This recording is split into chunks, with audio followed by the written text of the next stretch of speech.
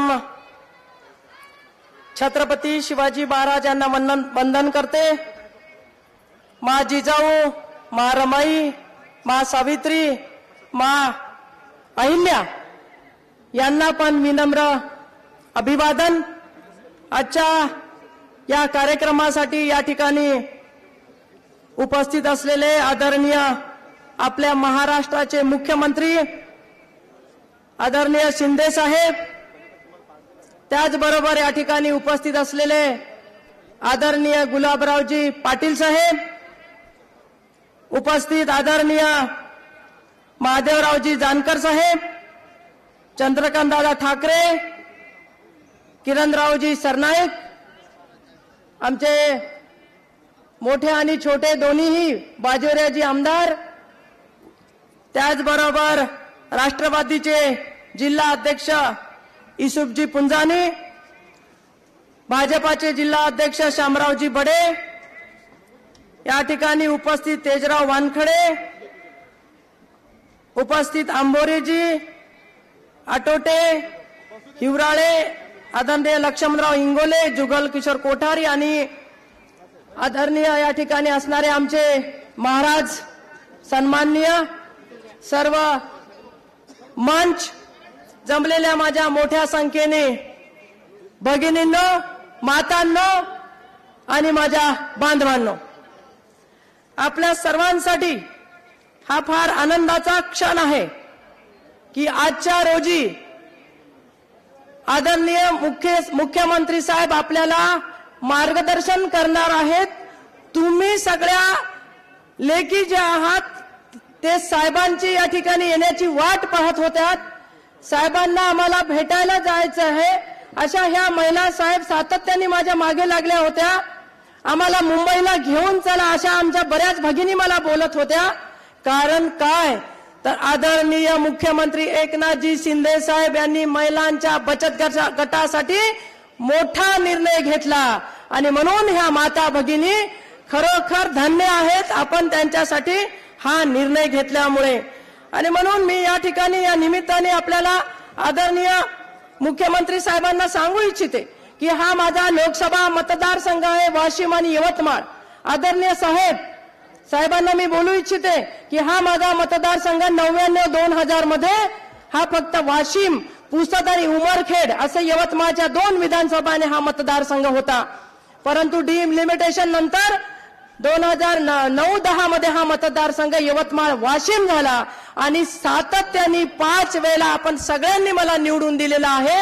या भागाचं प्रतिनिधित्व गेल्या 25 वर्षापासून या सगळ्यांच्या आशीर्वादाने मी करते आहे। आणि म्हणून साहेब या निमित्ताने मी सांगू इच्छिते की माझे वडील स्वर्गीय पुंडलिकरावजी गवळी यांनी या जिल्ह्यासाठी प्रयत्न केले आणि त्यावेळेला आपले आदरणीय हिंदू हृदय सम्राट बाळासाहेबजी ठाकरे या ठिकाणी आले होते आणि त्यांनी म्हटलं तालुका खोडा आणि जिल्हा लिहा आणि या जिल्ह्याची निर्मिती त्या पद्धतीने साहेब या ठिकाणी झाली। आणि म्हणून या जिल्ह्याची जबाबदारी म्हणून या ठिकाणी मी काम करत असताना माझ्या संपूर्ण जाती धर्माच्या मंडळींसाठी मी काम करते। भावना गवळी जरी शिवसैनिक म्हणून काम करत असली तरी अनेक लोक, अनेक जाती धर्माची लोक हे सातत्याने माझ्या पाठीशी राहिली। मी जरी मराठा असेल तर 18 पगड जातींच्या सगळ्या बांधवांनी भगिनींनी मला साथ दिली आणि म्हणून वारंवार या मतदारसंघाचं प्रतिनिधित्व मी करत आलेली आहे। साहेब या जिल्ह्यामध्ये नॅशनल हायवे एकही मी ठेवलेला नाही।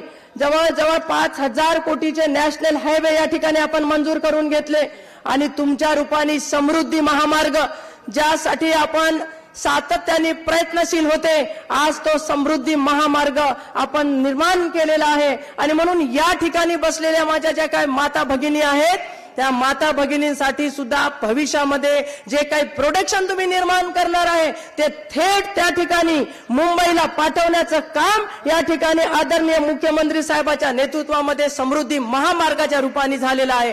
आणि म्हणून मी माझ्या माता भगिनींना सांगू इच्छिते ज्या पद्धतीने साहेबांनी आपल्या सर्वांसाठी हे निर्णय घेतलेत, बचत गटाला खऱ्या अर्थाने कुलकर्णी साहेब या ठिकाणी असतील, आम्ही हा सगळा बचत गटाचा विषय आदरणीय मुख्यमंत्री साहेब ज्यावेळेला त्यांनी मुख्यमंत्री पदाची धुरा सांभाळली त्यावेळेला या उमेदच्या महिलांसंदर्भामध्ये मी वारंवार साहेबांना पाठपुरावा केला आणि साहेबांनी सुद्धा हिरवी झेंडी देत आमच्या महिलांसाठी भरघोस असे या ठिकाणी निर्णय घेतले। 6,000 रुपये आमच्या उमेदच्या सीआरपीला या ठिकाणी वाढवले, 30,000 रुपये आमच्या आरएफ फंडातून या ठिकाणी वाढवले आणि आता मी तुम्हा सगळ्या भगिनींना सांगू इच्छिते की डायरेक्ट तुम्ही या ठिकाणी आमच्या सोबत जुळलेल्या नाही तर डायरेक्ट मुख्यमंत्री कार्यालयासोबत जोडण्याचं काम या ठिकाणी आदरणीय आपल्या मुख्यमंत्री साहेबांनी केलेलं आहे आणि यानंतर सुद्धा खंबीरपणाने या ठिकाणी मुख्यमंत्री साहेब आपल्या संपूर्ण महिलांच्या पाठीशी उभे राहिल्याशिवाय थांबणार नाही हा विश्वास मला या ठिकाणी आहे आणि म्हणून मी या निमित्ताने आपल्याला सांगू इच्छिते साहेब की या मतदारसंघामध्ये महिलांसाठी, युवकांसाठी, पुरुषांसाठी काम करत असताना विकासाचे कामं कसे होतील त्या दृष्टिकोनातून मी प्रत्येक वेळेला फोकस केला आणि म्हणून या जिल्ह्यामधली पहिली पूर्ण अकोला ही रेल्वे मी सुरू करून घेतली। अवघ्या 7 वर्षामध्ये ही रेल्वे या ठिकाणी मी सुरू केली आणि त्यानंतर त्याचं इलेक्ट्रिफिकेशन आपण केलं। आज त्या ठिकाणी मोठं मॉडर्न जे काही स्टेशन आहे त्याला सुद्धा मंजुराती घेतली। पण साहेबांचे या ठिकाणी मी जाहीररित्या आभार व्यक्त करते की या आपल्या जिल्ह्यासाठी शकुंतला रेल्वेसाठी मी सातत्याने भांडत होते, झगडत होते, लोकसभेमध्ये प्रश्न उठवत होते, पण साहेबांनी या बजेटमध्ये 50% वाटा राज्याचा देऊन परत एक रेल्वेचा या ठिकाणी जोडण्याची भूमिका त्या ठिकाणी घेतली आणि फार मोठं या वाशिम आकांक्षा जिल्ह्यासाठी काम केलेलं आहे आणि म्हणून साहेब आपले या ठिकाणी मानावे तिकडे आभार कमी आहेत। साहेब या ठिकाणी आपल्या सरकारने या जिल्ह्यामध्ये आकांक्षा डिस्ट्रिक्टमध्ये बॅरेजेस निर्माण करण्याचा निर्णय घेतला आणि मी या ठिकाणी सांगू इच्छिते की माळसत्तार, घोटा, शिवनी, बोरवा या ठिकाणी जवळजवळ 200 ते 250 कोटी रुपये तुम्ही आम्हाला दिले। जवळजवळ 50 ते 60 गाव त्या ठिकाणी जोडल्या जाणार आहेत आणि आमच्या शेतकऱ्याला सुद्धा त्याचा फायदा मिळणार आहे। यावरच आपण थांबले नाही साहेब, तर या ठिकाणी शेतकऱ्यांना मदत म्हणून आपण नियमाच्या समोर जाऊन सुद्धा कार्य केलेलं आहे। ते सर्वांना सर्वसूत या ठिकाणी आहे, श्रुत आहे। साहेब मी या ठिकाणी खूप वेळ आपला घेणार नाही कारण आपल्याला या ठिकाणी मार्गदर्शन करायचं आहे आणि या महिला तुमचंच मार्गदर्शन ऐकण्यासाठी या ठिकाणी आलेले आहेत। पण आता तुम्ही या ठिकाणी बोललात की वाशिम मधले रस्त्या संदर्भामध्ये तर तो प्रस्ताव मी तात्काळ या ठिकाणी आपल्याकडे पाठवायला लावते, परंतु या आपल्या शहरामधले जो काही निधी रिलीज झालेला नाही तोही रिलीज या ठिकाणी निधी शहराच्या विकासासाठी दिलेला निधी रिलीज झाला पाहिजे अशी विनंती करते आणि या निमित्ताने या शहराची पाणी पुरवठा योजना जी आहे ती पाणी पुरवठा योजना तिला सुद्धा पुढच्या काळामध्ये आपण मंजुराती द्यावी। पुसद भरलं ते पाणी आपल्याला या ठिकाणी आणावं लागणार आहे आणि म्हणून या पाण्याच्या योजनेला सुद्धा आपण मंजुराती द्यावी असा या ठिकाणी अशी मागणी आपल्याकडे या निमित्ताने मी केल्याशिवाय राहणार नाही। पण साहेब या निमित्ताने मी सांगते की या महिला ज्या आहेत या ग्रामीण भागातल्या आपल्या महिला आहेत आणि या महिलांना सक्षम करण्याचं व्रत आपण हातामध्ये घेतलेलं आहे। महिलांच्या पाठीशी आपण खंबीरपणाने उभे राहिलेले आहात। आदरणीय मोदी साहेबांनी केंद्रामध्ये आणि राज्यामध्ये महिलांना आरक्षण देण्याचं भूतला भविष्य ते काम केलेलं आहे आणि आज रोजी तुम्ही या बचत गटाच्या महिलांच्या पाठीशी उभे राहिलेले आहात आणि मला विश्वास आहे की पुढच्या काळामध्ये या राज्यामध्ये अनेक उद्योग हे महिलांचे उभे राहतील आणि महिलांचे उद्योग जेव्हा उभे राहतील त्यावेळेला प्रत्येक घरामध्ये समृद्धी आल्याशिवाय राहणार नाही। आपण आर्थिक सक्षम या ठिकाणी बनवत आणि ही आर्थिक सक्षमता आणण्याचं काम या ठिकाणी आदरणीय आपले मुख्यमंत्री शिंदे साहेब करतील हा मला विश्वास आहे आणि ही समृद्धी मार्गाच्या माध्यमातून असू देत, रेल्वेच्या माध्यमातून असू देत आणि हायवेच्या माध्यमातून आपण हा संपूर्ण जिल्हा जोडलेला आहे। साहेब माझी एक विनंती आहे की आपण प्रत्येक वेळेला या महाराष्ट्राच्या विकासासाठी झटतात, काम करतात।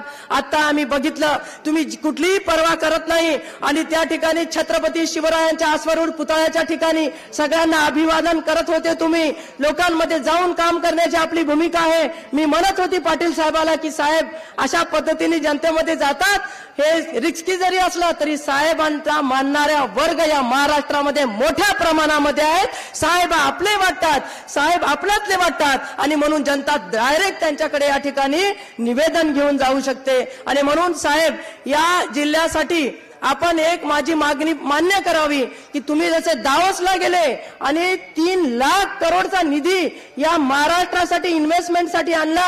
माझा हा यवतमाळ आणि वाशिम जिल्हा म्हटलं तर आकांक्षित डिस्ट्रिक्ट आहे आणि माझा यवतमाळ शेतकऱ्यांच्या अडचणीतला हा जिल्हा आहे आणि म्हणून त्या ठिकाणी पुढच्या काळामध्ये आपण उद्योग द्यावे, कारण हा सगळा मतदारसंघ हायवेने आणि रेल्वेने आपण जोडलेला आहे. आणि म्हणून पुढची भूमिका जी आहे आपली या ठिकाणी भूमिका असणार आहे. माझी विनंती असेल की पुढच्या काळामध्ये आपण या ठिकाणी या संपूर्ण विषयावर ते लक्ष घालून आपण आम्हाला भरघोस असा निधी द्यावा अशी मागणी या निमित्ताने करते. आणि काल परवा आदरणीय मोदी साहेब हे यवतमाळमध्ये आले. यवतमाळ वाशिम मतदारसंघाचा दौरा आज तुम्ही पण करत आहात आणि हा यवतमाळ जिल्हा हा मतदारसंघ फार लाभी आहे, कारण मोदी साहेब आले होते 14 मध्ये, तेव्हा केंद्रातलं सरकार आलं. 19 मध्ये आले होते, केंद्रातलं सरकार आलं. 20 मध्ये 21 24 मध्ये येत आहेत आणि परत एकदा या केंद्रातलं सरकार निश्चित या ठिकाणी आल्याशिवाय राहणार नाही. हा विश्वास मला या ठिकाणी आहे. बोलण्यासारखं माझ्याकडे साहेब खूप आहे. या भगिनींसाठी मला खूप बोलायचं आहे. हा आमच्या ज्या काही माईमच्या महिला आहेत त्या महिलांसाठी पण आता पुढच्या काळामध्ये उमेदच्या महिलासारखा निर्णय आपण घ्यावा ही विनंती या निमित्ताने करते. आणि ही प्रत्येक महिला जी बचत गटाशी जोडलेली आहे, उद्योगाशी जोडलेली आहे, त्या महिलेला खऱ्या अर्थाने मोठे भाऊ म्हणून तुम्ही साथ द्याल अशी एक अपेक्षा करते. कारण ह्या सगळ्या भगिनी आहेत. आमच्या भावांच्या जोपर्यंत आम्हाला पाठबळ मिळणार नाही तोपर्यंत आमच्या ह्या भगिनी या ठिकाणी सक्षमतेने कार्य करणार नाही. आणि म्हणून तुमची साथ आमच्या या सगळ्या भगिनीला, या बचत गटाच्या महिलांना मिळेल हा विश्वास व्यक्त करते. आणि आपण या ठिकाणी आलेत, आम्हाला अनेक दिवसापासून, अनेक महिन्यापासून तुम्ही येणार होते, पण या ना त्या कारणामुळे या ठिकाणी येऊ शकले नाहीत. आपण आलात, आपली आभार या निमित्ताने मी व्यक्त करते.